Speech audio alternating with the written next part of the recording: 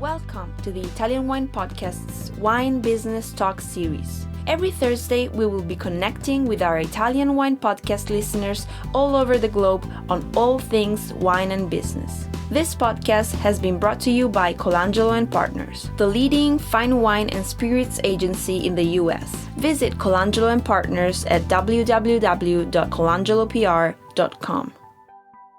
Hello, welcome to Wine Business Talk on the Italian Wine Podcast. I'm your host, Juliana Colangelo. One of the keys to building a successful wine brand is building relationships with the trade to get your product onto shelves and on wine lists. Today, we'll speak with Aaron Sherman, CEO and co-founder of SevenFifty, the largest online marketplace for wholesale wine and spirits in the U.S., where wineries and importers connect with distributors and retailers, manage product content, and share up-to-date brand profiles with the trade. Welcome to the show, Aaron. Thanks for joining us. Hey, Juliana. Thanks for having me. Absolutely. So before we get into today's conversation on technology and wine and SevenFifty, Italy originally inspired you to get involved in the wine industry from what I read and what I hear. So can you tell us a little bit more about that? Yes, that is true. I studied abroad in Italy during my second year of college, which is actually where my co-founder and I didn't meet, but where we kind of formed a bond and actually both formed a bond around Italian wine and food and the role it plays in the culture out there. And we luckily befriended a group of Italians out there that were huge foodies and wine people. And I remember they introduced us to a bottle of Poggio di Sotto Brunello di Montalcino. And that was the aha moment for me. I think for Gianfranco as well. And we were determined after that experience to come back to the States and work in the industry. What a great story. That's incredible. So here we are today on the Italian Wine Podcast. So very fitting. So we're super excited to have you here. So throughout this whole series, we're talking about how wineries can better use technology to reach their audiences, both trade and consumers. So today we're going to be focusing on the trade. So to start off, tell us a little bit more about SevenFifty. How does it work? So SevenFifty's mission is to power a connected supply chain in beverage alcohol. And the way that has manifested is across a few different products that are all kind of interconnected inside of a single technology ecosystem. So the core of it is a marketplace online between alcohol distributors and the buyers in wine shops, restaurants, liquor stores, bars. And it gives the buyers the first really comprehensive view of everything that's available to them to buy from distributors in the market. And it lets them order efficiently across all of those distributors. And then for the distributors, it gives their sales reps a set of tools where they have access to content about the brands they're selling and let them kind of organize their sales process and communicate relevant information and make proposals to their customers in a really efficient way. And these things all operate on the same technology. So it really streamlines the communication process. And, that's reached a lot of people in the trade at this point. We have over 1,000 distributors across the US that are on the platform, over 100,000 buyers in retail that have access to it and use it for search and discovery and placing their orders online. And more recently, we've built an access point for importers and wineries, to around 5,000 of them that are using it at this point. And it's really a streamlined way for them to get information about the US market, kind of understand state by state what is being sold by who, as well as a more streamlined way to kind of communicate about their own products and get that information into the hands of the people who might be selling it and ultimately buying it in retail. Right. So, yeah, we all know how complicated America's three-tier system is, especially for wineries and importers that might be operating outside of the States, for example, in Italy. So it sounds like what SevenFifty is doing is making the communication and the information all streamlined in one place and digital as well. Yeah, here in the US, as is the case, I think, in most of the rest of the world, much of the business was run on pen and paper.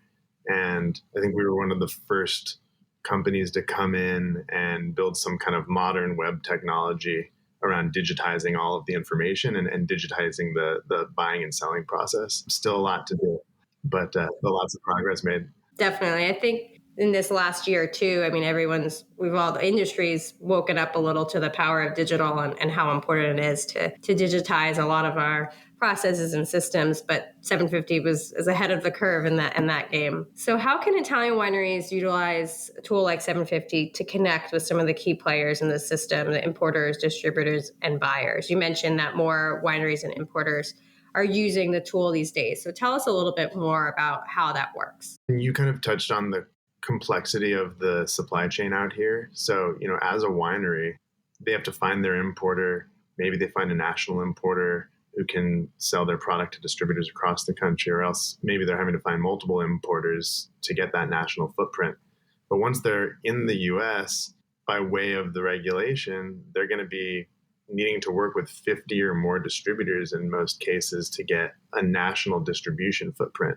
And then it's really the role of those distributors to go out in the market and sell their product and represent their products to the retail buyers. And so we think about how to increase the efficiency of the process for wineries to get that information and get visibility in front of distributors and buyers. And that's kind of the unique value proposition that we can offer on 750, is that we have this large audience of kind of the key players that they need to reach in order to sell their products in the US. And so there are tools that let the wineries go in, view each state, see exactly who the distributors are that are selling there, what is the makeup of their portfolio.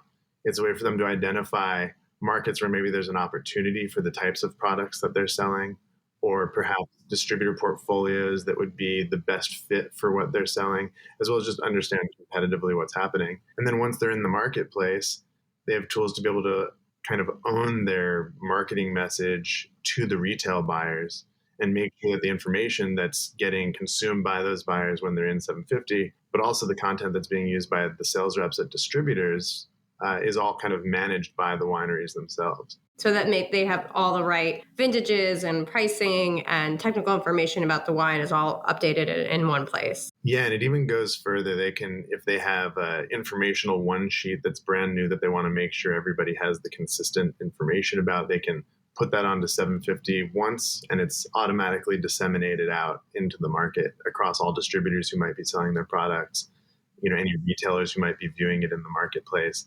They can upload shelf talkers. If they have an e-commerce design asset that they want to make sure gets on the e-commerce stores of retailers, they can put that out in there as well. So it's really kind of a comprehensive content management and distribution tool. Very cool. That's great. So, prior to the pandemic, a lot of the communication you're talking about would sometimes happen at these big trade shows, right? You walk around and shake hands and look for maybe buyers and distributors to connect with for your brand. So with all of that shut down in 2020 and still shut down in this first half of 2021, how is 750 helping U.S. wine buyers discover new regions, wineries, and products? So there's a couple different touch points where we help with discovery. I mean, the primary one is inside of the marketplace, where a lot of what we help the distributors with is making sure that all of the technical attributes about their products are kind of complete.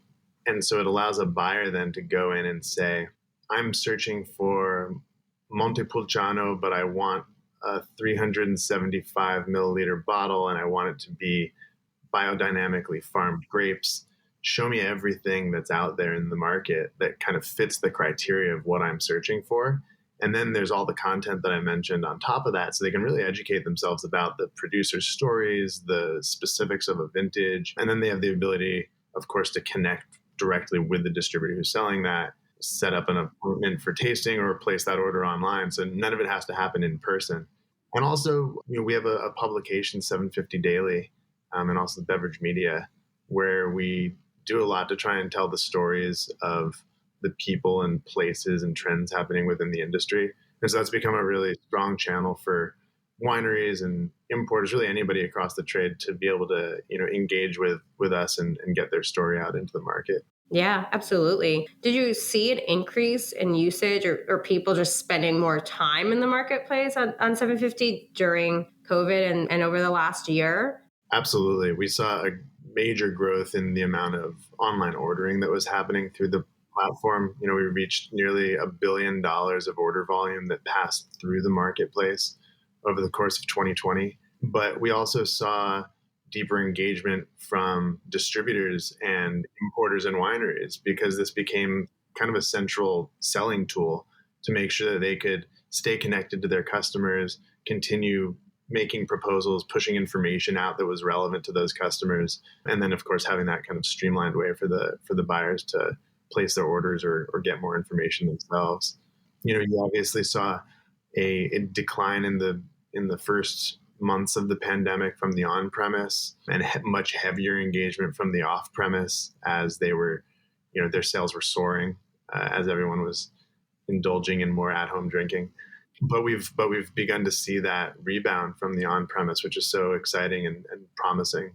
Yeah, that was going to be my next question, was about the on-premise. Obviously, we saw the massive closures, and now we're seeing the reopening, now in March, which is really exciting. So what kind of conversations are you having with the on-premise buyers and the distributors and brands that are more focused on that side of the market? Is there anything more specific within the marketplace at SevenFifty that they're using to place orders and to get access to brands? The on-premise, interestingly, even through the pandemic, there were some that were much less engaged, but we actually saw a decent amount of engagement from the on-premise around just kind of broad search. So they might not have been ordering as much. They were still active, trying to figure out, whenever they were able to reopen and kind of get back into the normal swing of things.